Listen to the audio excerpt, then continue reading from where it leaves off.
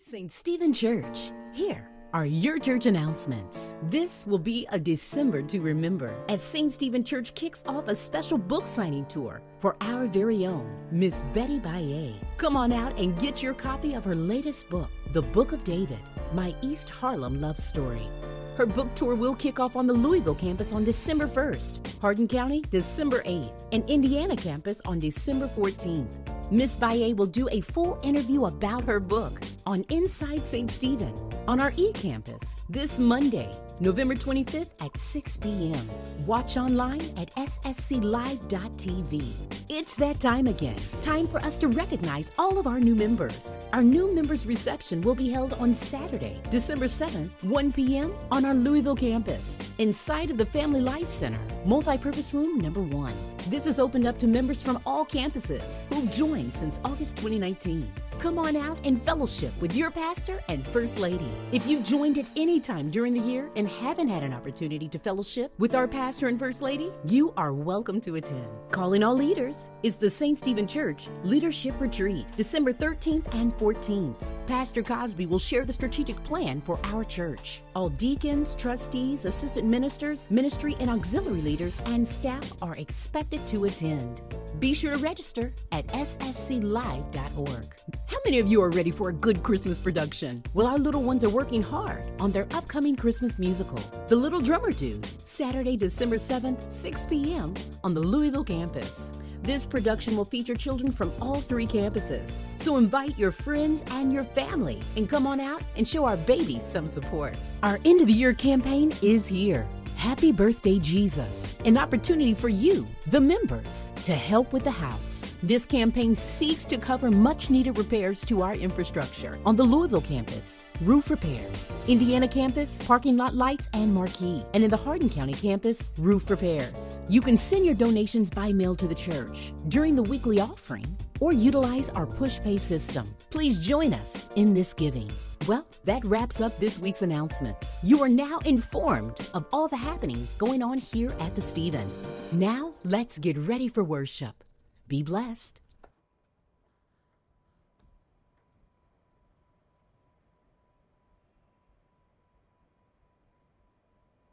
Welcome, welcome, welcome to Inside St. Stephen Church. I know that if you tuned into this space normally on Mondays, it's Millennial Mondays, but they're taking a break for a couple of weeks. And so guess what? We're getting in where we fit in, and we have brought the queen of journalism, Miss Betty Winston Baye. I'm trying to control my excitement because this truly is like a moment that I get an opportunity to sit down with one of my sheroes. Well, you are a moment for me, Miss Crystal, because you have the best voice in radio, my dear. Oh, she's It is just a wonderful voice.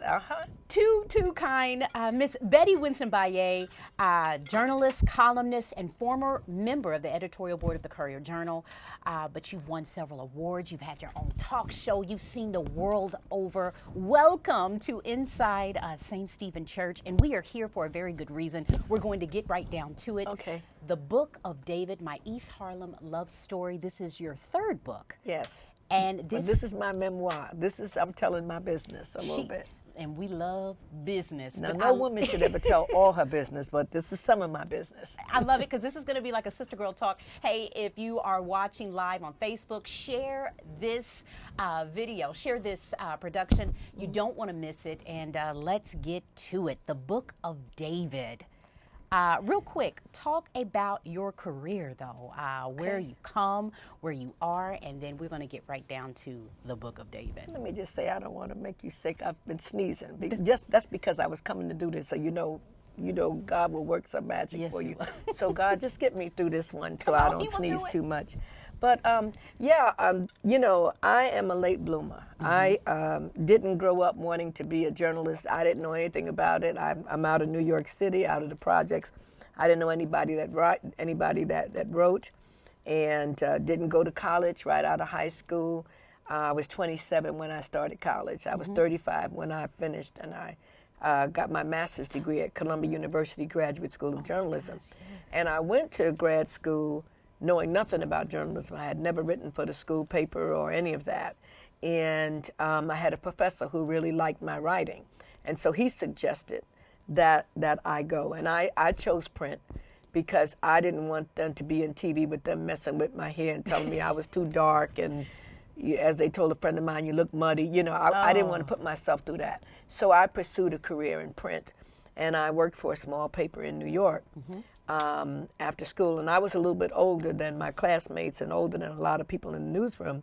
So I hit the ground running, but I was in journalism, and interestingly, the first place I ever flew on an airplane was Louisville, Kentucky. Wow. Okay. I came here I worked for the Presbyterian Church when I was right out of high school. So I came here with the Presbyterians. They did not have a headquarters here, but it was the year that they elected the first black moderator of the Presbyterian Church, Edla Hawkins, because I grew up Presbyterian. And then in 1981, the National Association of Black Journalists was my very first convention.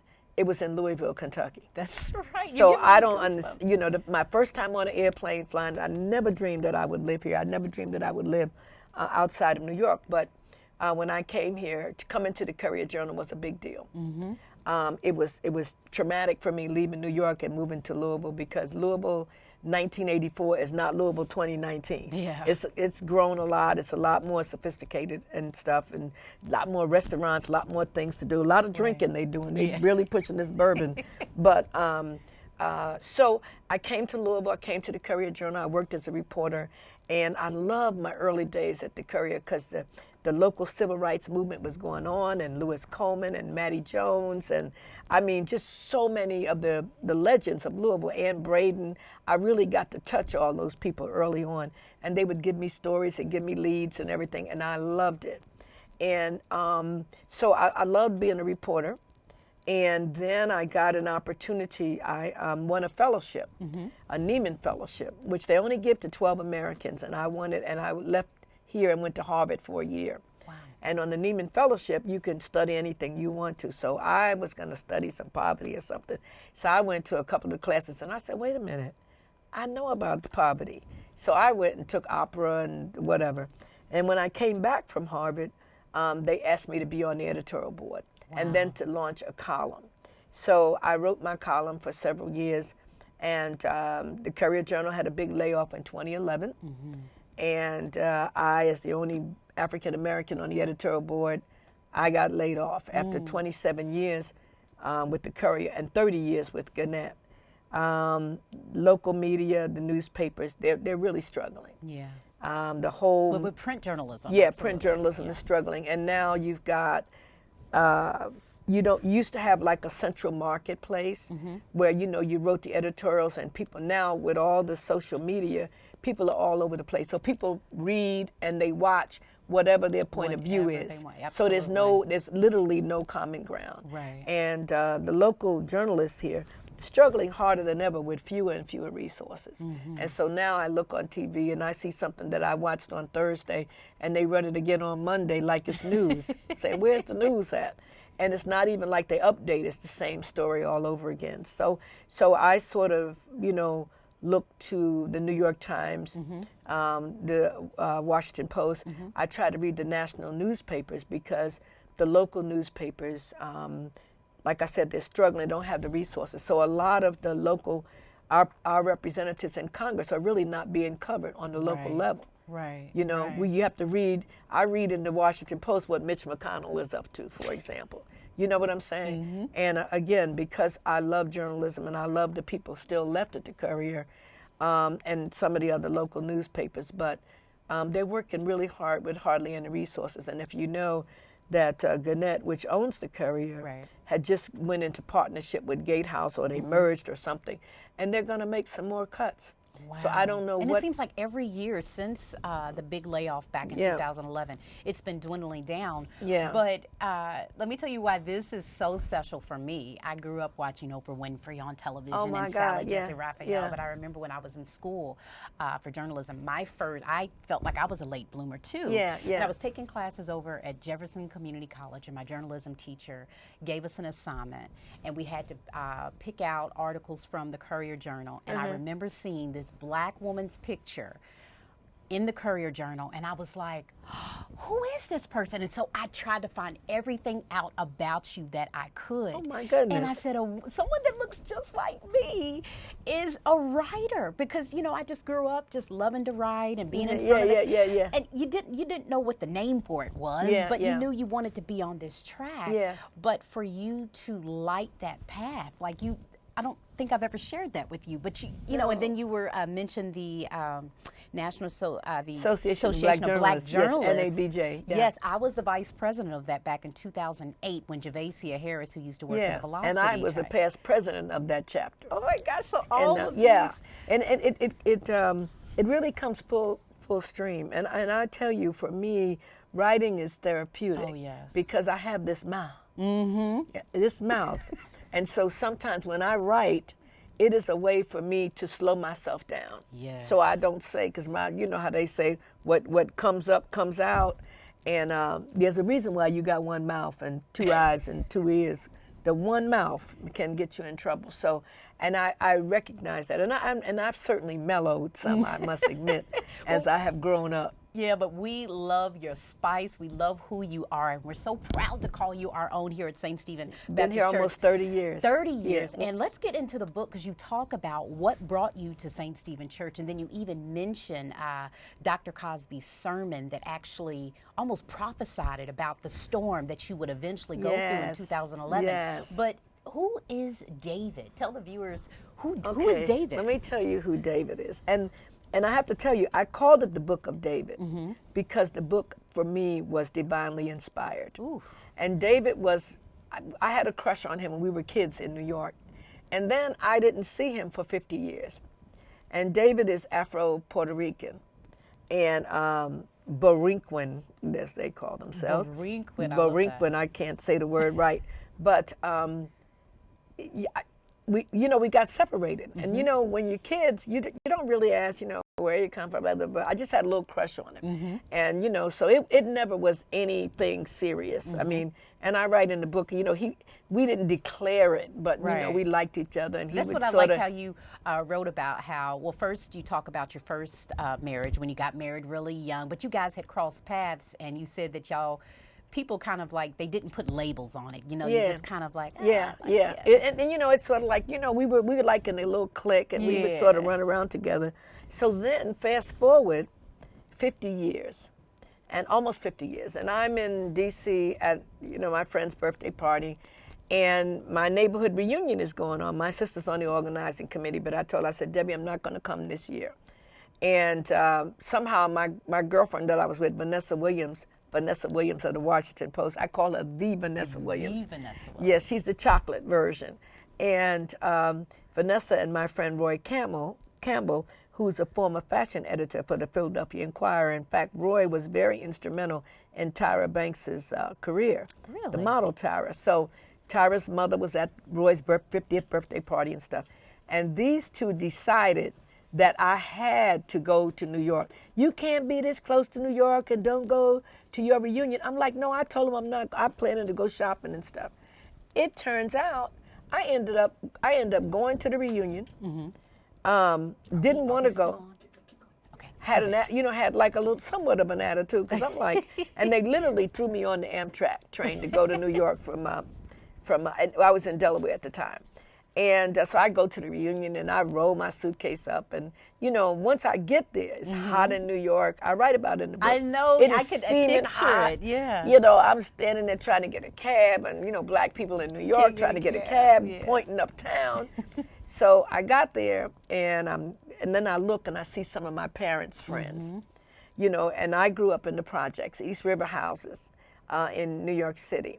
And David grew up in Wilson houses, which was across the street from my, and then the book cover is actually, his project is here, and mine is the little project over there. And so I'm there talking to people. How you doing, Miss Mary? How you doing, Miss Teresa? Because everybody was, my mother's friends were Miss somebody. You didn't call those people by their first names. And all of a sudden, this guy walks into the park. And I look, and I said, David Rivera. And he looked down, he said, Betty Winston. Oh, I wow. literally had not seen him in almost 50 years. 50 years. Girl, here I am with my grown self. And suddenly I didn't hear anything else that anybody was saying. It was just him. And I was just like, David Rivera. And we sat and we talked. It was a wonderful conversation. And we talked so much until my legs hurt. I finally said, look, I have to go upstairs to my sister, because my sister still lives there in the project. Mm-hmm. And then we said we'd get in touch, because he asked me, are you married? And you know how it meant. And when I said that, he found out he wasn't married, and he really leaned in. You know what I'm saying? Yeah. And so we talked and talked and talked, and then we got together again in Maryland, where my mother's people are from. Mm-hmm. He was living in Pittsburgh, and finally I said, David, why don't you come to Louisville? And he came to Louisville. He packed up all his little stuff and came to Louisville. Wow. And it was just, and I felt like, we were grown folks. Yeah. And what I try to suggest in the book is to say to women of a certain age that love can come at any time. Oh, and you got to be ready. I loved that you had that message, because you were in your 60s when you and David reconnected. Right. And so that gives some hope for, how the statistics for us as African-American women, first off, that we're getting married later on in life. Yeah. And then if you reach a certain age, it's kind of like all hope is lost. Yeah. But you got to maintain an attitude for love. Yeah. Some of us are jaded and bitter. And I think so my heart was open. Yeah. And because David was my homeboy, and we would dance around the living room, because we like the same music, we're from the same generation, we're from the same place. And all these years I've lived here, I never had anybody that I went to school with, nobody that I came over in Delta with. Right. You know what I'm saying? So really, my family here are my friends. My church family and my friends. That's my family, because my sisters, one is in Atlanta, one is in New York. And so David and I, we blended so well together. And it was so easy, because he, and we used to joke, and we talk about a little bit about getting married and stuff. And I said, David, your credit is not good. I cannot. My credit is 800 and something. No, I cannot. But we laughed, and it was a wonderful, mature relationship. Wow. And then it was almost as if he was sent here, because about 8 months after David was here was when I got laid off at the Courier-Journal. Wow, and I loved his response to you when you told him that you had been laid off. He said, don't let them see you cry. Don't let them see you cry. Don't let them see you cry. He came, he helped me pack up my stuff. And for me, David said the 3 magic words that I think every woman wants to hear. Ladies, you taking notes? The magic 3 words is, I got you. Ooh, that's powerful. And so even though I could take care of myself, taking care of myself, I had been married twice. Yeah. I talk about, got little pictures in here, my little ex-husbands and whatever. But everything that you do on your journey is for a reason. Absolutely. And there's a reason that David and I were in a certain season. And I think, God is really a joker. Because when you're young, there are things that you're not supposed to know. Yeah. Because if you're older, when you're young, you're fearless. So you just jump out there. Yeah. But what happens is, I think I'm at that age now where transparency is important. Absolutely. It is important when I talk to my younger sisters that they understand that, like all of us, I don't look like maybe what I've been through. Absolutely. And so in the book, I try to tell, that story of being a girl and, making that transition and getting married and not knowing what we were doing. My first husband, we were just silly kids, had no business. My second husband, interesting, you got to read that in the book. So between my second husband and date was a very long time.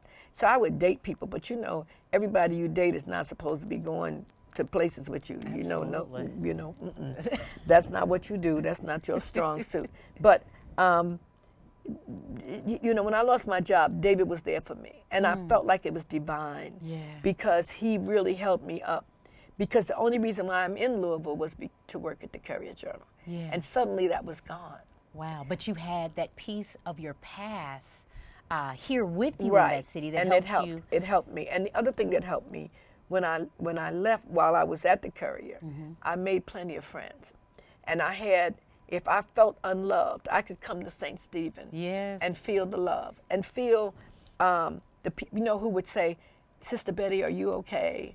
And then some friends of mine, Sadiqa Reynolds and Yes. some other people, they threw a nice reception for me because I didn't get to retire, even though I Right. was already 65. Right. I didn't get to retire. What was how many more years were you wanting to do before you I didn't even walked know, away? girl. I knew that I didn't expect to not have a job when I came into work that morning. But you know what? Kevin Cosby always preached long ago about people can kick you, but they have to kick you forward. Ooh. And it's the best thing that ever happened to me. I didn't think so at the time because David was there with me. And once we figured out the finances, girl, we got on the road. We started Yes. traveling. We were traveling here, traveling there, doing this and that. And then in 2013, we were in Savannah, Tybee Island, right near Savannah. And David said, oh, he had this lump on his neck, this little bump. And I said, oh, I thought he had been bitten by something. I said, well, when we go home, we'll check it out. Yeah. And when we got home, they did a biopsy, and it turned out that he had lung cancer. And it had already metastasized and spread. So it was in his lymph nodes and in his neck. Wow. So, be- real quick, if you're just now tuning in, this is Miss Betty Winston Baye, and we're talking all about her new book, The Book of David, the Harlem Love Story. And she is detailing for us the beautiful story Love of her, story. love story of her and David. And you still smile when you Yeah, say that love story. I looked at some pictures of us today, and I really did. And I miss him. Yeah. And then when David had cancer. Yeah. So the book is also about our journey and how when you love somebody and you see them dying, you see a big, strong man Yeah. relegated, unable to stand, unable to walk. And still, he was so, to me, gallant. Wow. And I think the whole journey was, I learned about being a caretaker. Because I've been bebopping through my life. I don't have kids, I'm doing what I want to do. But I learned something about myself on the journey. Because I don't have children, I always ask myself, would I have been a good mother? And because at the end of his life, David was like a baby. He couldn't help himself. God sent me the message that I would have been a good mother. Wow. And then David, we went to Atlanta because his son was there. So I was gone with David. If I had had a job, I would not have wouldn't been have able to do be that. with him. Right. Almost, I would have had somebody breathing down my neck. So God is Intentional, like you said. intentional. And then David, it was in a hospice, a very special place run by Catholic nuns. And they treated David like he was an angel. And so I write in our journal about being there with him and going through the hospice thing. So it's a love story, and it's also about the caretaker's journey and what you learn about love. Like, love is not static. Some days you love a man, and some days you go, I don't like you so much. Some days you just love him because he takes the garbage out. You go, oh, that's so Yeah. deep. You know what I'm saying? And I felt like God put David to be here for me when I lost my career at the Courier. And then God put me here to take care of him, to see him. Oh my God. That is so, first off, it's so powerful that you were able to come to that resolve, because a lot of people would be like, why me? Because first off, you were very close to your father and you lost your father To the lung same cancer. way. And my mother too. Wow. The people that I love, I lost to lung cancer. Wow. And smoking. And I smoked for years. And I was up to 3 packs a day. Oh, wow. And I went and got hypnotized. It worked for me. I will tell anybody who's still smoking, you cannot stop because anybody tells you to. You have to make up your mind. So I haven't had a cigarette since 1990. Oh my goodness. And but I do chew a lot of gum and little candy. I still have the mouth thing. But what I'm saying about what I wanted to convey in the book is how God loved us. Oof. And I came up. I didn't intend to write a book. But when David would be laying there and silent and, in his different states going through the stages, I would write and play music. So every chapter in the book is the title of a song. And like I have to say, Phil Perry got me through. Yeah. Phil Perry, Frankie Beverly, I played our music. I played the music that we loved together. So I named every chapter in the book. So I have these. And I tell you who the artist is with the version that I like. Can you read for us one of your favorite excerpts that will kind of Okay. paint the scene for us? We've only got a couple of minutes left, Okay, but okay. Miss Betty Winston Baye here talking about the Book of David, my Harlem love story on this very special edition of Inside St. Stephen Well, Church. let me just from chapter 1. It's called Closer to Heaven. Phil Okay. Perry's song. Anybody who's heard Phil Perry, I really, if I had the money, I would have put a soundtrack with the book, because I want people to listen. But people Yeah. can put their own soundtrack. I arrived at Our Lady of Perpetual Help home extra early. I wanted to get to the hospice in downtown Atlanta to check on my sweetheart before setting out on my 7-hour drive to Louisville, Kentucky. I had been away from my home there for more than 2 months and was going back to prepare to be the keynote speaker at the Martin Luther King program at Centre College. And here's David. This is David's last day. I love you, Moodles. I'll be back before you know it. Moodles is the nickname I had for him. He called me Moo Moo. Don't ask me why. I love you, Moodles. I'll be back before you know it, I whispered, using the nickname I called him. He called me Moo or Moo Moo, but don't recall how we came to use those names for each other. I fiddled with his sheets, and I tried to fluff his pillow. David's head was heavy. At that stage of his cancer journey, David rarely spoke, and when he did, what came out were fragmented sentences and seemingly random thoughts. David's eyes popped open one day, for example, and he looked around and then at me, and he said, "Whose house is this? Is this not my house?" On another occasion, he said, "They're opening the gates." When I asked who is opening the gates, he never answered. He closed his eyes and fell back to sleep. Was he recollecting the massive wrought iron gates at Our Lady that he passed through in the ambulance that transported him? Or was he really seeing the biblical gates, the pearly gates? While David didn't speak much, his hearing was acute during the final weeks of his life. I could tell by his facial expressions and reactions, even when his eyes were closed. And I talk about, so I had to leave him. I was coming back to Kentucky, but I went early. And I said, everyone's back was turned when he slipped away, quietly, the caretaker said. That was so David, and so the opposite of the unnerving death rattles of the man in the bed next to him. It went on for hours, and then came the awful silence. I had been with David for almost all the 568 days from the stage 3B lung cancer diagnosis in June 2013 to his death. Yet I wasn't with him when he died at 2:25 in the afternoon, only hours after I had left him. I will forever ponder whether David's jabs to my ribs were his final conscious act of trying to protect me from what he knew was coming sooner rather than later. I can believe that he had little confidence that I could handle his dying in my presence. One of David's endearing characteristics, in fact, is that from the moment we committed to one another, he was my protector. He would stand and watch others watching me. In many photographs, he's standing just over my shoulder. He took pains to assure me that come what may, he always had my back. So the phrase comes to mind that I hear people say, and I'm getting teary-eyed here, it's better to love and lost than to have never loved. And let me tell you something. And this book is not just about how we loved each other, but how God loved us on the journey. How the book was inspired because not long after David died, a voice came to me as clear as I'm talking to you, and the voice said, "I want you to tell somebody about me." And I thought it was David's voice. And I just sat quiet, and I felt like it was God talking to me and saying, "I want you to tell somebody how I kept you and how I kept David."